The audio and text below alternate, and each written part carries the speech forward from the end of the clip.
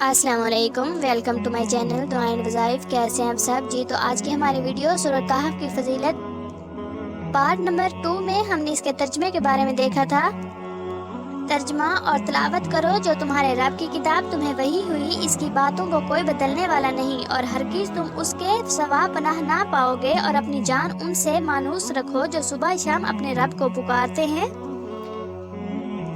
इसकी रजा चाहते हैं और तुम्हारी आंखें उन्हें छोड़कर और पर ना पड़े। क्या तुम दुनिया की जिंदगी का सिंगार चाहोगे और उसका कहा ना मानो जिसका दिल हमने अपनी जात से गाफिल कर दिया और अपनी ख्वाहिश के पीछे चला और इसका काम हद से गुजर गया। और फरमा दो कि हक तुम्हारे रब की तरफ से है, तो जो चाहे ईमान लाए और वो जो चाहे कुफर करे। बेशक हमने जालिमों के लिए वो आग तैयार कर रखी है जिसकी दीवारें उन्हें घेर लेंगी। और अगर पानी के लिए फरियाद करें तो उनके लिए फरियाद रसी होगी इस पानी से कि खर्च देते हुए धात की तरह है। उनके मुंह भूम देगा, क्या ही बुरा पीना है और दोजख क्या ही बुरी ठहरने की जगह। बेशक जो ईमान लाए और नेक काम किए, हम उनके नेक अमाल जाया नहीं करते। जिनके काम अच्छे हों उनके लिए बसने के बाग हैं, इनके नीचे नदियां बही और इसमें सोने के कंगन पहनाए जाएंगे और सब्ज कपड़े करीब और कनावीज के पहनेंगे। वहाँ तख्तों पर तकिए लगाए, क्या ही अच्छा सवाब और जन्नत क्या ही अच्छी आराम की जगह। और उनके सामने दो मर्दों का हाल बयान करो कि उनमें एक को हमने अंगूरों के 2 बाग दिए और इनको खजूरों से ढांप लिया और उनके बीच बीच में खेती रखी। दोनों बाग अपने फल लाए और इसमें कुछ कमी ना दी। और दोनों के बीच में हमने नहर बहाई और वो फल रखता था तो अपने साथी से बोला और वो इससे रद्दोबदल करता था कि मैं तुझसे माल में ज्यादा हूँ और आदमियों का ज्यादा जोर रखता हूँ। और अपने बाग में गया और अपनी जान पर जुल्म करता हुआ बोला, मुझे गुमान नहीं कि ये कभी फना हो और मैं गुमान नहीं करता कि क़यामत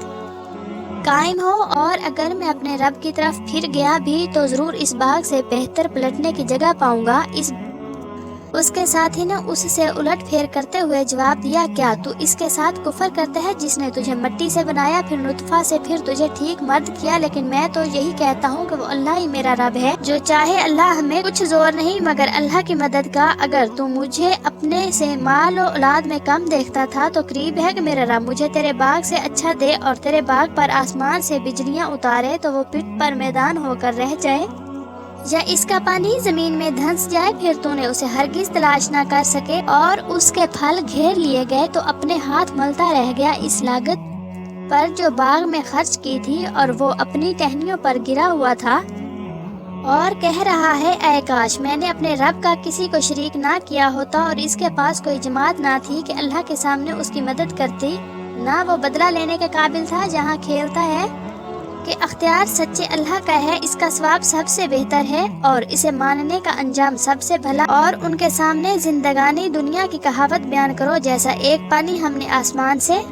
उतारा तो इसके सबब जमीन का सब्जा घना होकर निकला के सूखी घास हो गया। जैसे हवाएं उड़ाते और अल्लाह हर चीज पर काबू वाला है। माल और बेटे ये जीती दुनिया का सिंगार है और बाकी रहने वाली अच्छी बातें उनका स्वाब तुम्हारे रब के यहाँ बेहतर और वो उम्मीद में सबसे भली। और जिस दिन हम पहाड़ों को चलाएंगे और तुम जमीन को साफ खुली हुई देखोगे